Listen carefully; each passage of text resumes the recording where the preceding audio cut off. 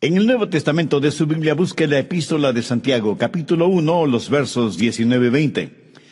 Por tanto, mis amados hermanos, todo hombre sea pronto para oír, tardo para hablar, tardo para airarse, porque la ira del hombre no obra la justicia de Dios.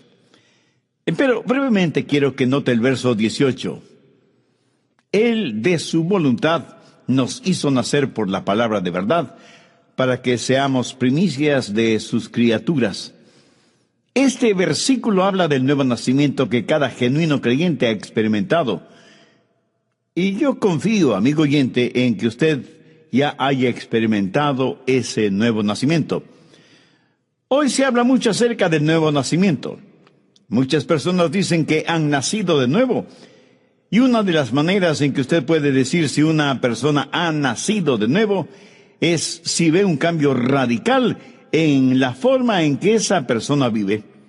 Permítame decir algo muy claramente. Si usted en verdad ha nacido de nuevo, su comportamiento también será nuevo.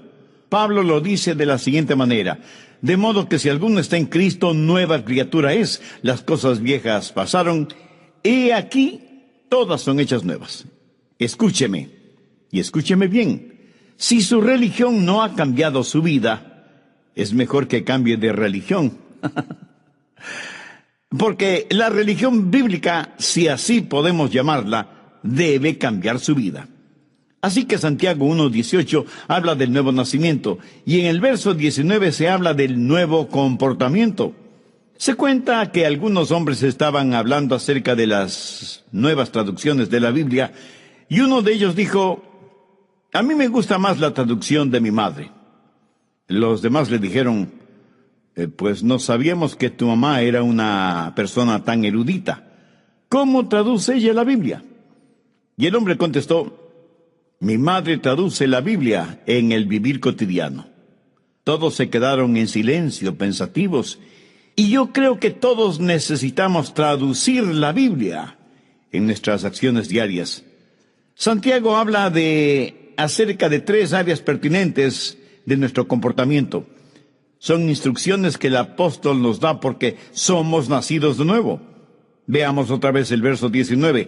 Por esto, mis amados hermanos, todo hombre sea pronto para oír, o sea, sintonícese, tardo para hablar. Eso quiere decir, baje la voz. Tardo para airarse, lo cual quiere decir, sea agradable. Así que veamos primero, sintonícese, pronto para oír, listo para escuchar lo que Dios tiene que decirnos individualmente. Parece que algunas personas son completamente sordas o que escuchan solo lo que les conviene y no oyen la voz de Dios porque sus oídos espirituales están fuera de sintonía. La Biblia dice que debemos ser prontos para escuchar, pero no dice que debemos escuchar todo lo que se dice. Hay cosas que no debemos oírlas. En Marcos 4:24 leemos: mirad lo que oís. Usted no necesita oír todo lo que se dice. Usted no necesita hacer de sus oídos tarros de basura en donde todo el mundo bota sus chismes y sus habladurías. Usted no necesita escuchar cada filosofía humanista y pagana. Por eso Jesús dijo: mirad lo que oís. Cuando Santiago habla de ser prontos para oír, ¿qué quiere decir? Que hay que ser rápidos para captar los impulsos del Espíritu Santo, rápidos en escuchar la palabra de Dios, rápidos en oír la voz de Dios. ¿Está usted listo para oír la voz de Dios este momento? El problema con mucha gente es que no está escuchando. No es que Dios no esté hablando. El problema es que nosotros no estamos escuchando. Dios nos habla por medio de su palabra, la Biblia. ¿Tiene usted una Biblia? ¿La lee? ¿La conoce? ¿La estudia y medita en ella? Si su respuesta es no a estas preguntas, ¿por qué no? Usted dice ser cristiano. La Biblia es la palabra de Dios para usted. Por lo tanto, no es paradójico que usted quiere conocer la voluntad de Dios, pero no lee su palabra ni su corazón está listo para escuchar su voz. Tengo aquí 5 preguntas que quiero que se las haga a usted mismo. Primera, ¿hay una lección que debo aprender? Segunda, ¿hay una bendición que debo disfrutar? Tercera, Hay un mandamiento que debo obedecer. Cuarta, hay un pecado que debo evitar. Y quinta, hay una verdad que debo llevar y compartir. Verá, Dios me ha llamado a mí para predicar. Y no lo digo por vanidad ni orgullo. Dios me ha dado la habilidad y la sabiduría espiritual para predicar su palabra. Si no fuera así, yo sería un usurpador de una extraordinaria responsabilidad a la que Dios me ha llamado. Y la Biblia me dice que debo ser sumamente cuidadoso con lo que predico. El apóstol Pedro dijo, si alguno habla, hable conforme a la palabra de Dios. Pero así como es mi responsabilidad el hablar conforme a la palabra de Dios, es su responsabilidad, amigo oyente, el estar preparado para escuchar el mensaje de la palabra de Dios. Tengo el derecho de esperar que usted esté preparado para oír, así como usted tiene el derecho de esperar el que yo esté preparado para predicar. ¿No le parece?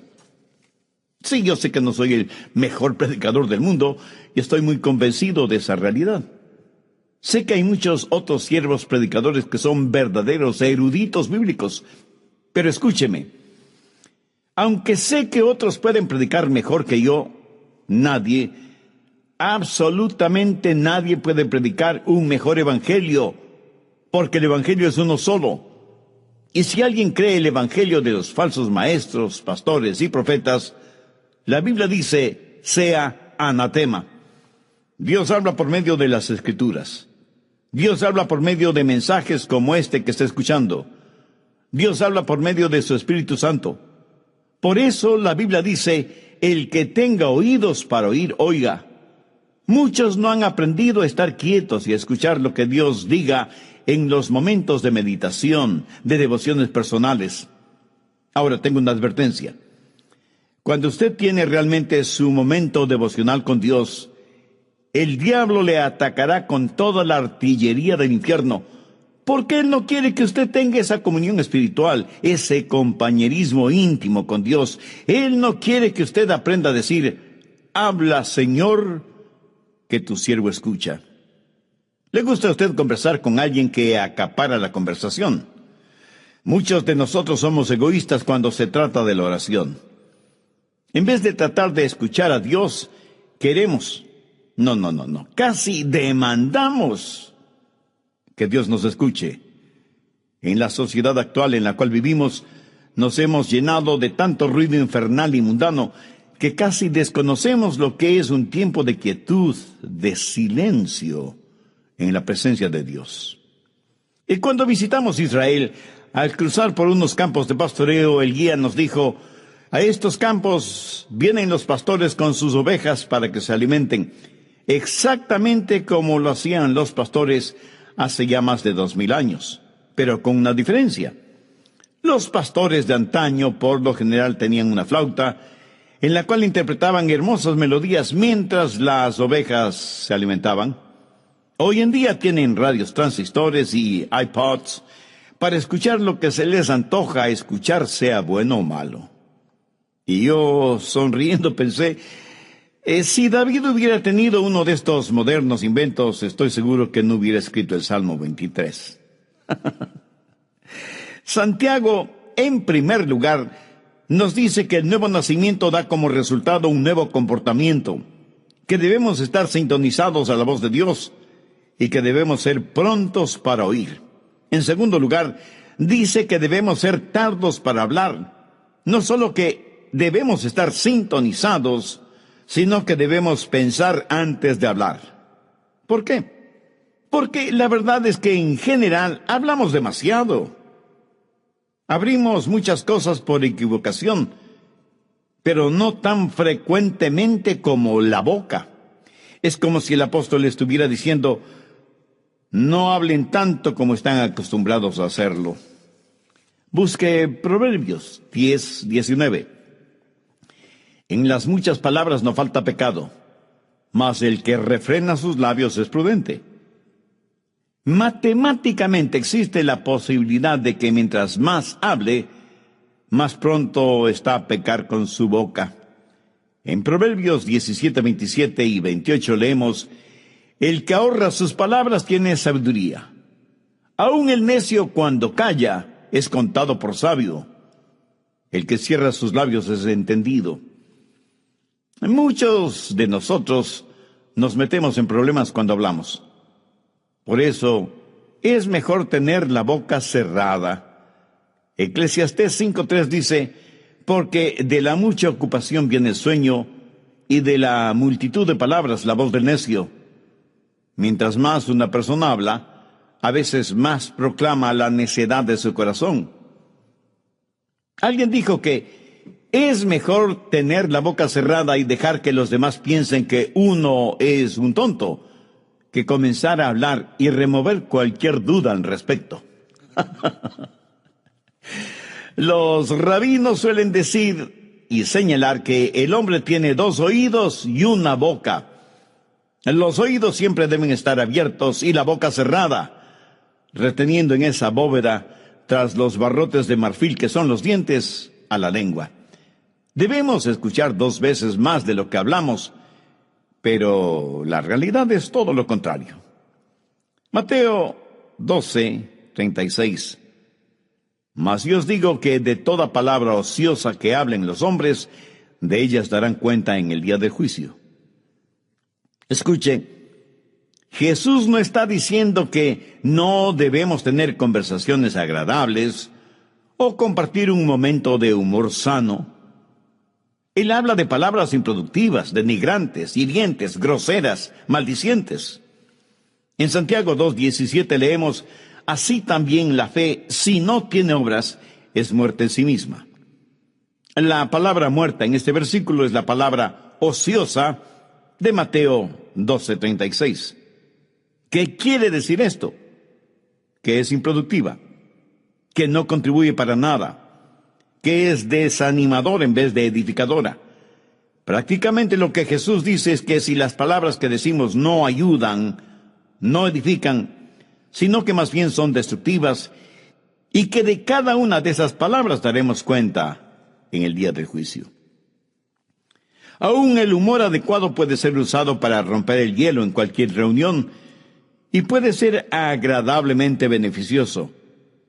Pero el humor usado como burla o sarcasmo es denigrante. Dios no quiere que seamos agresivos ni groseros usando el humor. A veces hablamos de las cosas sagradas con labios mundanos y profanos. En el capítulo 13 de Mateo, los fariseos habían acusado a Jesús de que echaba fuera a los demonios por el poder de Beelzebú, el príncipe de los demonios.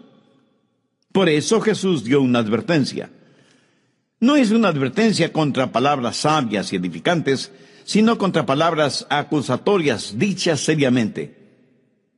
¿Ha pensado alguna vez en el daño que causan las palabras necias? ¿Sabe cuántos hogares han sido destrozados por palabras y expresiones inconvenientes? ¿Cuánta gente inocente ha sido enviada a la cárcel por las palabras deshonestas o el testimonio falso de otros? ¿Cuántos corazones han sido destrozados por promesas o palabras falsas? ¿Cuántas iglesias se han dividido por las palabras de unos contra otros? ¿Cuántas almas se han perdido porque la gente no ha aprendido a controlar sus lenguas? Una de las marcas de una persona nacida de nuevo es que su lengua está bajo el control del Espíritu Santo. Y la misma Biblia, que nos dice que seamos prontos para escuchar, nos dice que debemos ser tardos para hablar. Y las dos cosas son mutuamente incompatibles. Hay una antigua rima infantil que dice: el viejo búho vivía en un roble, mientras más veía, menos hablaba. Mientras menos hablaba, más escuchaba. ¿Y por qué no podemos ser como ese viejo búho? ¿Lo ve? Ese sabio búho había aprendido a escuchar. Muchos de nosotros nos asombraríamos de saber lo mucho que hablamos, y nos asombraríamos mucho más al saber que podemos hacer mucho bien a los demás, con menos de la mitad de lo que dijimos en todo el día. Salmo 141:3. Pon guarda a mi boca, oh Jehová, Guarda la puerta de mis labios. Esta es una sabia manera de pedir ayuda a Dios para controlar sus palabras, de estar consciente de las cosas que dice. Entonces, Santiago hace énfasis en que las marcas de un nuevo cristiano son, primero, el que haya nacido de nuevo; segundo, que sea pronto para escuchar; y tercero, que sea tardo para hablar y para airarse. No solo debe estar en sintonía y bajar la voz, sino que debe ser agradable. Y el ser agradable no es más que la suma, el amalgamiento de las dos primeras características. Cuando una persona comienza a escuchar más y hablar menos, afecta su temperamento porque aprende a controlar su corazón. Porque cuando sus pensamientos son controlados y su lengua es controlada, entonces su temperamento es controlado. Por eso Santiago dice que debemos ser lentos para la ira. Tal vez los jovencitos modernos no sepan lo que ira significa. Sencillamente significa perder control de su temperamento. Por eso la advertencia de ser lentos para airarse. Nunca debemos perder nuestro temperamento. Pero ¿sabe una cosa? En verdad no es que perdemos nuestro temperamento, más bien lo encontramos. La Biblia nos dice que nunca debemos enojarnos. Y quiero que entienda esto muy claramente. Veamos lo que dice Efesios 4:26. Airaos, pero no pequéis. Es pecado cuando su enojo se transforma en ira. Jesús se enojó, pero no pecó. Algunos piensan que Jesús nunca se enojó. Algunos piensan de él como si hubiera sido un robot espiritual, con leche en vez de sangre en sus venas. Jesús, el Dios hombre y el hombre Dios, se enojó. Busque Marcos 3:5. Entonces, mirándoles alrededor con enojo, entristecido por la dureza de sus corazones, dijo al hombre: extiende tu mano. Y él la extendió, y la mano le fue restaurada, sana. ¿Lo notó? Lo que enojó a Jesús fue la dureza del corazón de ellos frente al dolor y la necesidad de otros seres humanos. Ahora escúcheme muy atentamente. Algo no está bien con usted si es que algunas cosas no le enojan. Pero tenga cuidado. La Biblia dice: airaos, pero no pequéis. Y el apóstol Santiago dice que debemos ser lentos para la ira, porque en general es muy fácil para nosotros el hacer desaparecer los límites de una indignación justa con nuestras irritaciones personales. Recuerde que la ira de los hombres no obra la justicia de Dios, porque nuestras iras son irracionales, y aquello que es irracional no puede jamás ser justo. Solo Dios es justo. Su justicia demanda el castigo de nuestros pecados, pero su amor nos redime y protege. Somos criaturas que todo lo racionalizamos. A nuestros viles temperamentos los llamamos indignación santa. ¿Sabía que usted puede ser bueno y malo, malo y bueno al mismo tiempo? Veamos esto de bueno y malo. Asegúrese de que los siguientes 3 elementos estén presentes. Primero, que su enojo sea por una razón justa. Verá, por lo general nos enojamos cuando nos empujan, o cuando creemos que nuestros derechos no son quitados, o cuando alguien nos ofende, o alguien se mete bravuconamente delante de nosotros en una fila. Ah, cómo nos enojan esas cosas, ¿verdad? Ahora, aunque en la Biblia leemos que Jesús se enojó, su enojo siempre fue justificado. No hay ninguna expresión derogatoria contra otras personas, excepto los fariseos y los publicanos. Pero cuando Jesús en forma personal fue maltratado, insultado, golpeado y finalmente crucificado, jamás pronunció una palabra de enojo. Más bien desde la cruz dijo a su Padre que perdonara a aquellos que le hicieron lo que le hicieron, porque no sabían lo que hacían.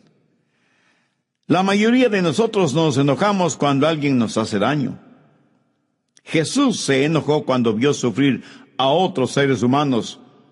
Cuando usted se enoje, asegúrese de que su enojo es justo y por la razón adecuada. Segundo, que su enojo sea por una causa justa. Jesús, por lo general, no se enojó con los individuos porque él amaba a las personas. Jesús se enojó contra instituciones y ritos y pecados, no contra el pecador. Usted puede enojarse por el daño que le han hecho, pero no contra quienes le hicieron ese daño. Pero eso es exactamente lo que hacemos. Nos enojamos con las personas. Y si bien es cierto que Jesús se enojó frente a corazones endurecidos y demostró físicamente su enojo contra los que habían hecho de la casa de su padre un mercado de ladrones, sin embargo, él fue compasivo y tierno con aquellos que estaban esclavizados por sus pecados. Tanto es así que le llamaron amigo de pecadores. Permítame decir algo a los jóvenes predicadores que seguramente están escuchando este programa. Espero que en sus ministerios ustedes prediquen contra el licor, drogas, pornografía, homosexualismo y todo lo demás, pero que lo hagan con firmeza y con convicción, no carente de compasión. Prediquen firmemente, contundentemente contra el pecado, pero amen profundamente al pecador. Enójese, sienta iras contra el pecado, pero ame sin restricciones al pecador. Porque eso es exactamente lo que el Señor Jesucristo hizo, y nosotros, si somos hijos suyos, no debemos hacer menos. Jesús se enojó por la razón justa y por la causa correcta. En tercer lugar, se enojó de la manera adecuada.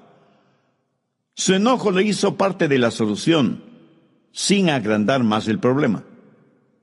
Mi amigo, cuando usted pierde su temperamento, de ninguna manera podrá ser parte de la solución, sino que se vuelve parte del problema. Recuerde que, como dice Santiago, la ira del hombre no obra la justicia de Dios. Cuando es el enojo de Dios, cuando el enojo es santo, entonces la justicia de Dios hará su obra. Es mejor aprender que cuando levantamos nuestra voz, también debemos levantar nuestras manos y hacer algo acerca de la situación. No se requiere ser muy inteligente para criticar. Cualquiera puede hacerlo. La Biblia dice que debemos ser lentos para la ira. Al respecto, tenga mucho cuidado, porque hay muchas formas de disipación que pueden hacer daño a su testimonio, matar su influencia y revelar su carácter, mucho más que su enojo o su temperamento tipo fósforo. ¿Quiere que le diga lo que la Biblia dice acerca de su temperamento? ¿Y qué es lo que eso prueba acerca de usted? Si usted tiene un fusible cortito, si usted es la clase de persona que explosiona por cualquier cosita, primero, usted es una persona que tiene una mente necia. Busque Eclesiastés 7:9. No te apresures en tu espíritu a enojarte, porque el enojo reposa en el seno de los necios. Y no vaya por ahí haciendo flamear su orgullosa superioridad intelectual, porque la Biblia dice que si usted es dado al enojo, usted no es nada más que un necio. Segundo, usted es una persona de carácter débil. Proverbios 16:32. Mejor es el que tarda en airarse que el fuerte, y el que se enseñorea de su espíritu que el que toma una ciudad. Algunos piensan que ser rápidos para enojarse y tener un temperamento violento es una señal de fortaleza. Algunos son verdaderos bravucones en sus casas, rompiendo y tirando las cosas al suelo, golpeando a sus esposas e hijos, manejando su vehículo como un verdadero maniático cuando otro vehículo se le cruza súbitamente en la carretera. Lo que usted considera una señal de fortaleza En realidad es un signo de infantilidad, de falta de madurez. Actúa como un bebé con un ataque temperamental. ¿Qué es lo que dice Eclesiastés 16:32? Mejor es el que tarda en airarse que el fuerte, y el que se enseñorea de su espíritu, que el que toma una ciudad. Cuando usted se enoja y pierde el control, está abriendo la puerta a toda clase de pecados que normalmente no los cometería. Dice cosas que usted sabe que no debe decirlas, y hace cosas que usted sabe no debe hacerlas. Busque Proverbios 29:22. El hombre iracundo levanta contiendas, y el furioso muchas veces peca. Cuando usted está furioso, sus pecados se van a multiplicar más de lo que usted piensa. Hará cosas negativas que ya no podrá deshacer. Dirá palabras que usted haría lo que fuera para no haberlas dicho. El momento que usted pierde su ecuanimidad mental, pierde el control de sus palabras y de sus acciones. Pero esto no le disculpa ni justifica delante de Dios. El hombre iracundo levanta contiendas y el furioso muchas veces peca. Alguien dijo que el enojo es como una piedra lanzada contra un nido de avispas. La analogía es clara y contundente. Sea iracundo y furioso, y se verá atacado por toda clase de pecados o transgresiones. Ahora, ¿cómo enfrentar, cómo manejar el enojo? Pues empiece tratándolo como lo que es: pecado. ¿Sabe que algunas personas se enorgullecen de su temperamento volátil? Y no solo que se enorgullecen, sino que lo razonan, lo justifican y dicen: es que todos en nuestra familia somos pelirrojos. Mi amigo, es un mito científico aquello que el color del cabello determine el temperamento. Otros, en cambio, dicen: mi carácter es hereditario, lo temperamental lo heredé de mi padre. Eso puede ser cierto si es que su padre es el diablo. Y unos cuantos más dicen: mis explosiones temperamentales son muy rápidas, me calmo casi enseguida. Un hombre con una subametralladora dispara indiscriminadamente contra una multitud. Ese acto dura solo unos segundos, pero ha dejado muertos y heridos. Y no solo se ha perdido vidas humanas, sino que muchos hogares quedan destrozados. Tratamos de razonar, justificar nuestro enojo, nuestro temperamento. A veces hasta lo minimizamos y hacemos bromas como si fuera algo gracioso. El enojo no es una debilidad, es una maldad. Un temperamento violento tiene que ser visto como un temperamento vil. Y aunque usted no lo crea, lo que usted dice y actúa bajo la influencia de su enojo y su temperamento volátil, eso es lo que usted es. Porque todo esto que está dentro de usted sale a la superficie. ¿Quiere saber lo que hay en su corazón? Pues ponga atención a lo que dice y hace en un momento de enojo. Si usted está lleno de Jesús, Jesús le saldrá hasta por los poros de la piel. Y permítame decirle algo más. Usted no puede juzgar a una persona por lo que es, por sus acciones, porque esa persona puede haber planificado esas acciones. Pero mire sus reacciones a las cosas que no ha planificado, y usted sabrá con toda certeza de qué está llena esa persona. La única manera de controlar un temperamento descontrolado es teniendo el corazón lleno de Jesucristo. Como usted ya se habrá dado cuenta, Santiago es eminentemente práctico al aconsejar. Y aquí encontramos una pequeña pero fuerte cadena de 3 eslabones: sintonizar, bajar la voz y será agradable.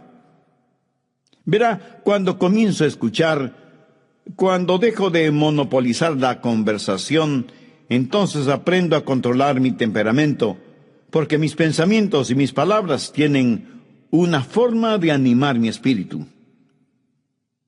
¿Sabía que usted puede animar a su espíritu con sus propias palabras? ¿Sabe que cuando verbaliza cosas buenas, usted se siente bien? Y que cuando verbaliza cosas negativas, usted se siente mal. Muchos de ustedes, si tienen la tendencia a argumentar con su cónyuge, por lo menos sea cuidadoso o cuidadosa con sus palabras. Se sorprendería al saber cómo sus palabras controlan su espíritu. Muchas veces hablamos sin pensar, pero después de que hemos dicho ciertas palabras, tenemos la tendencia a vivir esas cosas. Veamos lo que dice Proverbios 15:1. La blanda respuesta quita la ira, mas la palabra áspera hace subir el furor.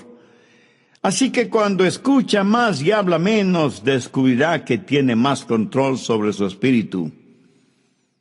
Una palabra descomedida puede empezar un pleito. Una palabra cruel puede arruinar una vida. Una palabra amarga puede inyectar veneno. Una palabra brutal puede aniquilar una vida. Una palabra comedida será como un remedio. Una palabra gozosa puede iluminar el día. Una palabra a tiempo puede sanar heridas. Una palabra de amor es una palabra bendecida. Y todo esto es posible porque hemos nacido de nuevo. Todo es posible por medio del Señor Jesucristo. Mi amigo, escúcheme. Jesucristo no vino para hacernos personas buenitas. Él vino para hacernos nuevas criaturas. Y estas cosas de las que habla Santiago son los frutos de una persona nacida de nuevo. ¿Ha nacido usted de nuevo? ¿Ha recibido a Cristo en su corazón como Salvador y Señor? El que usted trate de controlar por usted mismo su temperamento es como si usted estuviera tratando de controlar un barril de pólvora en el infierno, o como tratar de controlar su lengua con pegamento, o sus pensamientos sin el Espíritu Santo. Entonces, primero, usted necesita una nueva naturaleza, necesita nacer de nuevo. Dios le ama y tiene un plan para su vida. Jesús está llamando a la puerta de su corazón porque quiere darle nueva vida y hacerle una nueva criatura. Hace años en el río Mississippi, uno de sus puentes debía ser levantado para permitir el paso de los barcos. El hombre que estaba a cargo de ese puente tenía un trabajo muy importante: mover palancas, girar manijas, apretar botones para poner en funcionamiento los engranajes del puente para levantarlo y bajarlo nuevamente. El puente se movía sobre sus enormes bisagras para permitir el paso de barcos. Luego el encargado bajaba el puente para permitir el paso de los vehículos y los peatones. Un día el hombre trajo a su hijito, quien quería ver qué es lo que hacía su papá y cómo es que el puente trabajaba. El papá hizo su trabajo y los engranajes comenzaron a moverse y a levantar el puente para permitir el paso de un gran barco. Luego tenía que bajarlo rápidamente porque se aproximaba un tren de pasajeros. Pero cuando el puente estaba bajando, su hijito cayó a las aguas del río. El niño gritaba pidiendo que su papá le ayudara. El hombre sabía que no podía abandonar su puesto de trabajo, ni mucho menos los controles del puente. Si lo hacía así, el tren de pasajeros que se acercaba se descarrilaría y se hundiría en el río con toda su carga humana, y cientos de personas morirían ahogadas y sepultadas en los vagones del tren. El hombre tuvo que tomar una decisión. Se quedó en los controles, bajando el puente para que el tren pudiera pasar con seguridad, mientras con el corazón destrozado veía a su pequeño hijo desaparecer en las aguas del río. Nunca encontraron el cadáver del niño. Y cuando escuché esta historia, pensé en todas las personas que estaban en el tren, que vieron al hombre manejando los controles del puente, que agitaron sus manos y le sonrieron, y que nunca supieron el precio que ese hombre tuvo que pagar para salvarles. Espero que usted no haga eso con Dios, agitar la mano y sonreírle. Quiero que sepa que Dios puso a su Hijo Jesucristo en la cruz para que usted pueda cruzar con seguridad de la tierra al cielo. Quiero que sepa que Dios ama de tal manera al mundo, y aquí estamos usted y yo incluidos, que dio a su Hijo unigénito para que pagara el precio de la culpa de sus pecados. No los de Jesús, porque Él nunca pecó, sino sus pecados. Para que usted sea salvo, si deposita su fe y su confianza en Él. Dios le ama y quiere salvarle, y por eso le ha permitido a usted escuchar este mensaje, y a mí me ha permitido el comunicárselo. Si usted recibe al Señor Jesucristo como su Salvador, Él le perdonará sus pecados, vendrá a morar en su corazón por medio del Espíritu Santo, le dará una nueva naturaleza, y un día le llevará al cielo para que siempre esté con Él. Mientras tanto, pídale que Él le ayude a ser la clase de persona que Él quiere que usted sea. Pídale que le haga un instrumento útil y de bendición en sus manos, y nunca se avergüence de Él o de su palabra. Y agradezca todo esto en el nombre del Señor Jesucristo. Quiero comenzar enfatizando que cuando encuentra una supuesta contradicción en la Biblia, descubrirá que las contradicciones están solo en su mente. Tal vez tomó un texto fuera de contexto, tal vez no estudió toda la información cuidadosamente. Recuerde que un texto estudiado fuera del contexto se vuelve un pretexto. Hoy vamos a ver algunos versículos que para algunas personas parecen indicar que podríamos perder nuestra salvación eterna. Por ejemplo, busque 2 de Pedro. Quiero darle la clásica ilustración que alguien puede presentarle si usted cree en la eterna seguridad del creyente. 2 de Pedro capítulo 2, empezando en el versículo 20. Ciertamente, si habiéndose ellos escapado de las contaminaciones del mundo por el conocimiento del Señor y Salvador Jesucristo, enredándose otra vez en ellas son vencidos, su postrer estado viene a ser peor que el primero. Porque mejor les hubiera sido no haber conocido el camino de la justicia, que después de haberlo conocido, volverse atrás del santo mandamiento que les fue dado. Pues le ha acontecido lo del verdadero proverbio: el perro vuelve a su vómito y la puerca lavada a revolcarse en el cieno. El versículo 20 dice: ciertamente si habiéndose ellos escapado de las contaminaciones del mundo por el conocimiento del Señor y Salvador Jesucristo. O sea, aquí está una persona que ha estado viviendo en pecado y de pronto se libera. Escucha acerca de Jesús y dice: esa es la manera de vivir. Empieza una nueva página en su vida, pero, como lo vamos a ver, nunca recibe una nueva vida. Han escapado de la contaminación del mundo, pero no dicen que son salvos, no dicen que están rumbo al cielo. Han escapado de la contaminación del mundo por el conocimiento de nuestro Señor y Salvador Jesucristo. En otras palabras, han escuchado el Evangelio, saben acerca del Señor Jesucristo, pero se han vuelto a enredar en las cosas del mundo. Detengámonos un instante en la palabra enredar. Literalmente significa tejer algo siguiendo un patrón. Y lo que sucede es esto: esta gente se está enredando, se está metiendo más y más profundamente en la esclavitud al seguir a ciertos falsos maestros. Y de lo que habla aquí el apóstol Pedro está relacionado con estos falsos maestros. Ellos en realidad nunca han aprendido lo que es ser salvo, ser nacido de nuevo. Y se enredan ellos mismos. Enredan sus corazones y mentes en ciertas filosofías, ciertas medias verdades, sin conocer nunca el Evangelio de la gracia. Y cuando así lo hacen, están peor de lo que estuvieron antes de escuchar algo acerca de Jesús. Vea lo que dice el verso 21. Porque mejor les hubiera sido no haber conocido el camino de la justicia, que después de haberlo conocido, volver atrás del santo mandamiento que les fue dado. Aquí hay un principio, escúchelo. Aquellos que viven por la verdad tienen más y más libertad. Los que no viven por la verdad, los que viven por la mentira, experimentan más y más esclavitud. El reformar sin transformar conduce a una gran degradación y finalmente a la condenación. Es mucho mejor para usted no saber el camino de la verdad que reformar su vida sin haber conocido al Señor Jesucristo. Y el ejemplo clásico es el de Judas. Jesús dijo, refiriéndose a Judas, que mejor le hubiera sido no haber nacido. Judas escuchó la verdad.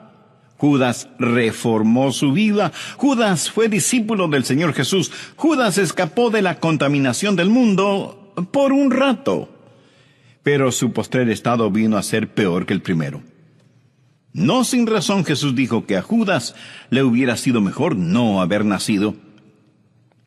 Alguien podrá decirme, bueno, pastor, si yo creo lo que está predicando, si creo en la eterna seguridad, entonces yo puedo ser salvo y seguir pecando todo lo que quiera, porque ya no tengo que preocuparme. Ya tengo mi pasaporte al cielo, y como nunca puedo perder mi salvación, entonces me voy a divertir a lo grande.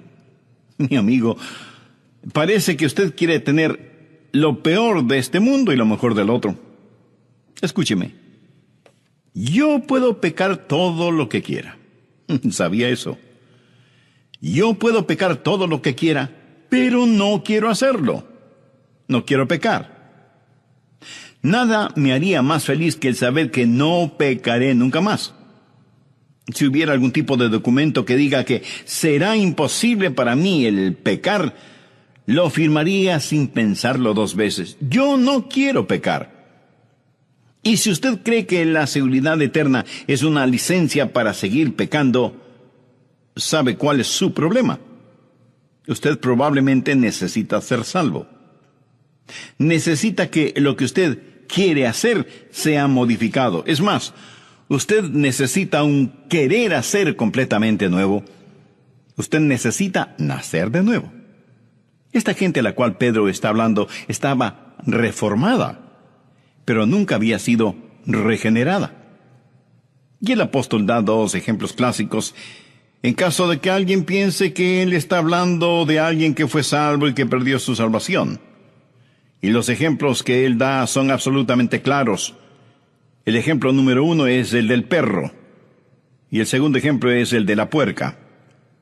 Ahora quiero que entienda lo siguiente en forma absoluta. Dios nunca llama a ninguno de sus hijos perros o puercos. ¿Lo entiende? Ovejas sí, pero nunca perros o puercos. El ejemplo es el del perro que vomita y vuelve a comer lo vomitado. Y si usted dice, pastor, eso es repugnante, permítame informarle que Pedro quería que fuera repugnante. Por eso utilizó esa ilustración. Es una ilustración que la dio Pedro, no yo. Creo que soy un poco más cauto como para dar una ilustración de ese tipo. Ahora, el perro pudo haberse sentido mejor después de comer su propio vómito, pero seguía siendo un perro. No había experimentado ningún cambio. Ese perro hizo lo que todos los perros hacen, volver a su propio vómito. La segunda ilustración que Pedro utiliza tiene que ver con un puerco, cerdo, cochino, marrano o como le llamen en su país. La Biblia habla de una puerca. Pedro aquí se vuelve un maestro clásico. El perro se siente mejor, el puerco luce mejor, pero ninguno de los dos ha cambiado en nada. Dios nunca llama a ninguno de sus hijos un perro o un puerco, porque ninguno de los dos ha sido esencial o eternamente cambiado. ¿Recuerda la historia del hijo pródigo? ¿Ha escuchado alguna vez la historia del perro pródigo o del puerco pródigo? No, ¿verdad? En la Biblia solo encontramos la historia del hijo pródigo. Y se la voy a repetir, pero haciendo mi propia paráfrasis. Cuando el hijo pródigo se encontró en el chiquero con los puercos, se dijo: estoy cansado de estar en este chiquero. No fui hecho para vivir entre puercos. Me levantaré e iré a mi padre. Y uno de los puercos le preguntó: ¿y qué tiene tu padre? Oh, mi padre tiene una casa hermosa y tenemos siervos. Mi madre hace ricas comidas y yo tengo mi propio dormitorio y mi baño. Así que me levantaré e iré a casa de mi padre. Y el puerco dijo: eso suena muy interesante. ¿Te importa si voy contigo? El joven le dijo que no le importaba, y así el hijo pródigo y el puerco pródigo empezaron su viaje. Y el padre vio a su hijo regresando a casa y le dijo: bienvenido a casa, hijo. Cúbrete con este manto, usa este anillo, ponte estas sandalias y vamos a matar el becerro gordo para celebrar tu regreso. Papá, un amigo vino conmigo. Es un puerco y quiere vivir en nuestra casa. Hijo, no hay ningún problema, tráelo. Pero la mamá del hijo pródigo dijo: un momentito. Tu amigo no puede entrar en la casa así, tiene que bañarse. Y el puerco preguntó: ¿y qué es eso? Pues que tienes que bañarte y sacarte toda esa suciedad. Y lo bañaron y le sacaron toda la suciedad de encima. Luego le dijeron que tenía que aprender algunos modales, que para comer tenía que ponerse una servilleta bajo la quijada y que tenía que aprender a sentarse junto a la mesa y usar la cuchara, el cuchillo y el tenedor. Le dijeron que no podía meter su hocico en la comida y que si iba a vivir en la casa, ya no podría salir a revolcarse en el cieno y dormir en medio de la fetidez y las moscas. Y que cada noche antes de dormir en una suave cama tenía que bañarse. Mi amigo, ¿por cuánto tiempo cree usted que el puerco hizo todo eso? Por muy poco tiempo. Un día el puerco dijo: me levantaré e iré a mi padre. Regresaré a mi chiquero, no me gusta esto. Por supuesto que no le gustaba. No pertenecía a esa casa. Pertenecía en el chiquero. El Hijo de Dios no pertenece en un chiquero, pertenece en la casa de su Padre. Es así de sencillo, es así de simple. El puerco lavado regresa al cieno. Pedro está hablando de reforma sin regeneración. Cualquier reforma sin regeneración hace a una persona peor de lo que era antes. Ahora veamos Mateo capítulo 24. Este es otro pasaje que la gente usa frecuentemente para tratar de probar que si somos salvos podemos perder nuestra salvación. Mateo 24, los versos del 11 al 13. Y muchos falsos profetas se levantarán y engañarán a muchos, y por haberse multiplicado la maldad, el amor de muchos se enfriará. Mas el que perseverare hasta el fin, éste será salvo. Y alguien pondrá ese versículo frente a sus ojos y le dirá: ¿lo ve? Si quiere ser salvo, tiene que perseverar hasta el fin. Es increíble cómo muchas personas miran las cosas 180 grados fuera de foco y dicen que para ser salvo hay que perseverar hasta el fin. Pero lo que Dios está enseñando aquí es que para que usted pueda perseverar hasta el fin, tiene que ser salvo. ¿Lo comprende? ¿Quiere saber quién es salvo? Aquel que persevera. Usted no es salvo porque persevere. Usted persevera porque ya es salvo. Los que perseveran hasta el fin son los salvos. No perseveran para ser salvos, perseveran porque ya son salvos. Creo que vale la pena que lo repita. Uno no persevera para ser salvo, sino que por ser salvo, persevera. Recuerdo un clásico sermón de un gran hombre de Dios que predicó durante una conferencia bíblica. Dijo: tengo buenas y malas noticias. Las buenas noticias es que Satanás no puede hacer nada contra usted, a menos que Dios se lo permita. Esa es una buena noticia, ¿verdad? La mala noticia es que Dios se lo ha permitido. Dios ha permitido que Satanás nos zarandee como trigo. Jesús le dijo a Pedro: Satanás sigue tus pasos, quiere zarandearte como a trigo. Pero note lo que Jesús le dice en el verso 32. Pero yo he rogado por ti que tu fe no falte, y tú, una vez vuelto, confirma a tus hermanos. Pedro, estoy orando por ti, y por eso tu fe no decaerá, y vas a tener que perseverar. Y es obvio que Pedro perseveró. El Pedro temeroso, el Pedro cobarde, el Pedro que juró con maldiciones que no conocía al Señor, últimamente nunca olvidó al Señor Jesús. La seguridad eterna es como un fuerte cinturón elástico que Dios pone alrededor suyo cuando se salva. Pudiera ser que usted se desvíe, pero Él sigue trayéndolo de regreso.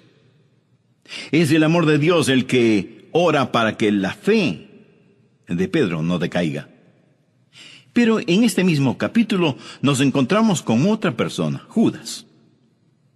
Veamos lo que dicen los versos 47 y 48. Mientras él aún hablaba, se presentó una turba. Y el que se llamaba Judas, uno de los 12, iba al frente de ellos y se acercó hasta Jesús para besarle. Entonces Jesús le dijo: Judas, ¿con un beso entregas al Hijo del Hombre? Pedro y Judas en el mismo capítulo. Ahora, honestamente, si usted y yo hubiéramos estado ese día ahí, y no hubiéramos sabido absolutamente nada del trasfondo, nada acerca de nadie, ni de la negación de Pedro, ni de la traición de Judas, y tuviéramos a Pedro y Judas delante de nosotros, ¿cuál de los dos escogeríamos si tuviéramos que escoger? ¿Cuál de ellos diríamos que es salvo? Me atrevo a decir que la mayoría de nosotros escogeríamos a Judas y no a Pedro. Quiero decir, Pedro siempre estaba en problemas. Como se dice vulgarmente, siempre estaba metiendo la pata, siempre impetuoso, siempre explosivo. Y diríamos que este viejo lobo del mar, este rudo pescador, no era salvo.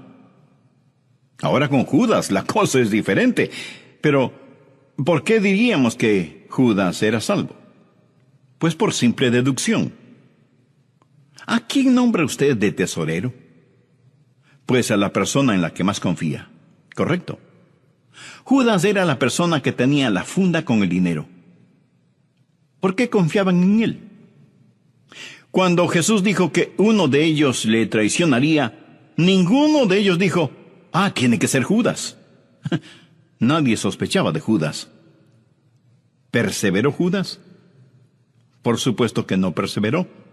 Traicionó al Señor Jesús, no buscó el perdón de Dios, se suicidó y con toda seguridad está en el infierno. Busquemos ahora Juan 6:64. Jesús dijo: pero hay algunos de vosotros que no creen, y está haciendo referencia a quienes estaban a su alrededor.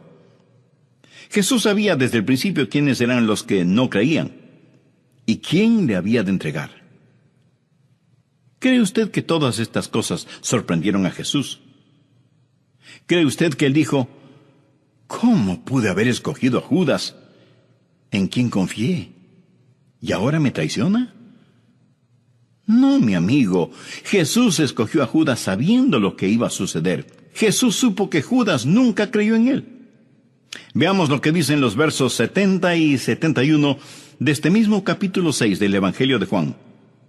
Jesús les respondió: ¿no os he escogido yo a vosotros los 12? Y uno de vosotros es diablo. Hablaba de Judas Iscariote, hijo de Simón, porque este era el que le iba a entregar, y era uno de los 12. Nada estuvo fuera de su control. De hecho, Jesús dijo que había escogido a Judas para que se cumpliesen las Escrituras. Ahora, seguramente usted me preguntará: pastor, ¿cuál es el punto de todo esto? El punto es que Pedro perseveró y Judas no lo hizo. ¿Por qué Pedro perseveró hasta el fin y Judas no? Muy sencillo. Pedro tuvo fe. Recuerda lo que Jesús le dijo a Pedro: yo he orado por ti para que tu fe no falte. Jesús no hizo esa oración por Judas.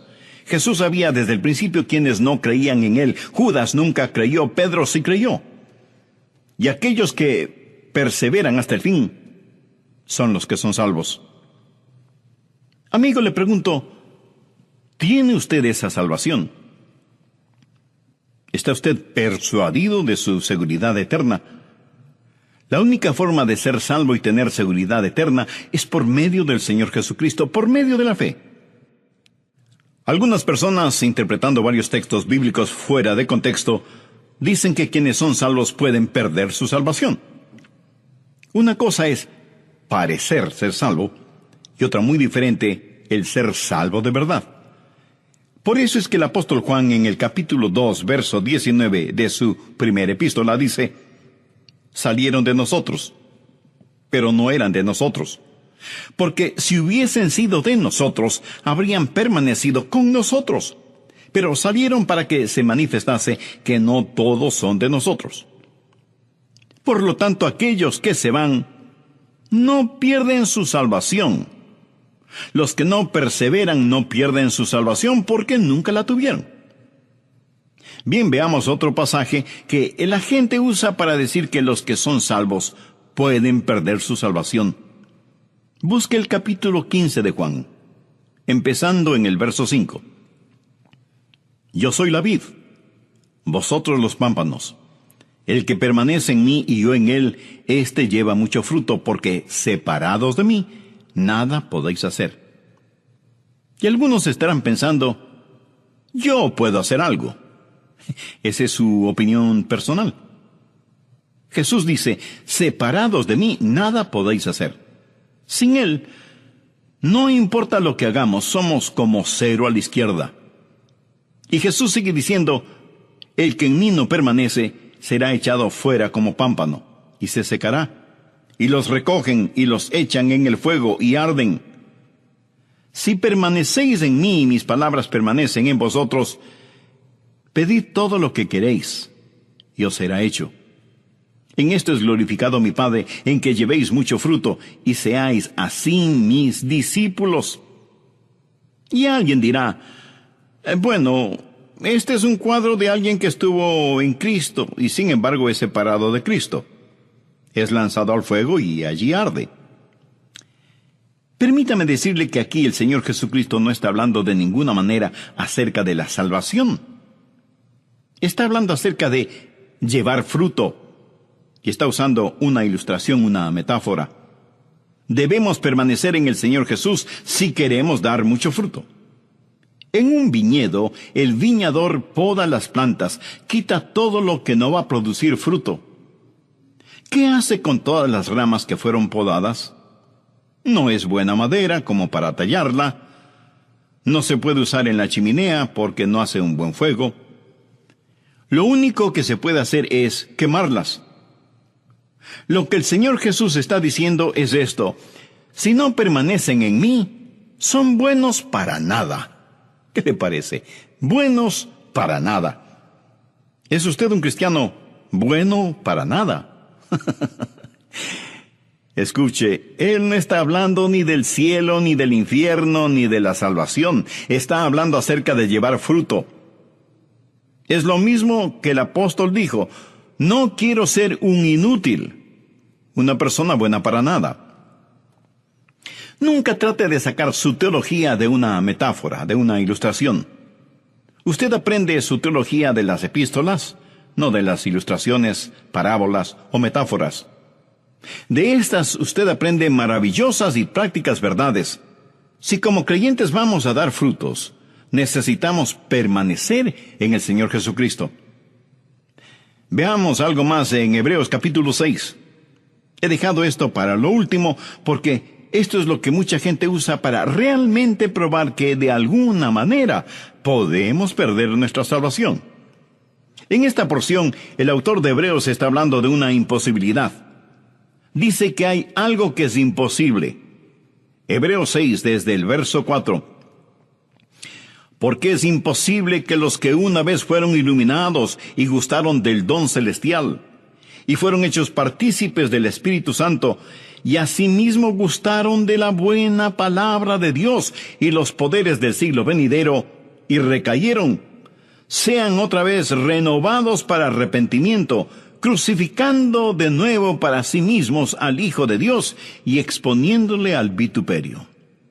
Y de inmediato da una ilustración. Porque la tierra que bebe la lluvia que muchas veces cae sobre ella, y produce hierba provechosa a aquellos por los cuales es labrada, recibe bendición de Dios. Pero la que produce espinos y abrojos es reprobada, está próxima a ser maldecida, y su fin es el ser quemada. Pero en cuanto a vosotros, oh amados, estamos persuadidos de cosas mejores que pertenecen a la salvación, aunque hablamos así. Volvamos al versículo 4. Algo es imposible. Dice que es imposible para cierta clase de personas, si es que hacen algo incorrecto, el ser renovadas para arrepentimiento. Ahora quiero decirle que si usted usa esta porción de Hebreos para probar que una persona puede perder su salvación, para usted puede que pruebe demasiado. Pero en realidad, ¿qué prueba? Prueba que usted una vez fue salvo y perdió su salvación. Si esa es la forma en que usa ese versículo. Pero también prueba que usted nunca podrá volver a ser salvo. Si cayeron, es imposible que sean renovados para arrepentimiento. Así que si usted no cree en que una vez salvo, siempre salvo, tiene que creer que 2 veces perdido, para siempre perdido. ¿Entiende de lo que estamos estudiando? Si usted utiliza este versículo de esa manera, tratando de probar que una persona salvada puede perder su salvación, si eso es lo que trata de probar, entonces siga adelante y sea honesto. Y dígales que una vez que pierden su salvación, nunca jamás podrán volver a ser salvos. Porque es imposible el ser renovados para arrepentimiento. Entonces, ¿de qué está hablando aquí? No está hablando de personas que han sido salvadas. Y si usted me pregunta, pastor, ¿cómo sabe que no está hablando de personas que han sido salvas? Bueno, solo hay que leer el verso 9 que dice, pero en cuanto a vosotros, oh amados, estamos persuadidos de cosas mejores y que pertenecen a la salvación. ¿Lo ve? No está hablando aquí de gente salvada, está hablando de personas que vienen hasta el mismo umbral de la salvación y se regresan. Es imposible para estas personas el tener tratos serios con Dios. Gente que conoce la verdad y rechazan la verdad con ojos completamente abiertos. Es imposible traerlas a arrepentimiento. Han cometido el pecado imperdonable. Mírelas. Una vez fueron iluminadas con la palabra de Dios.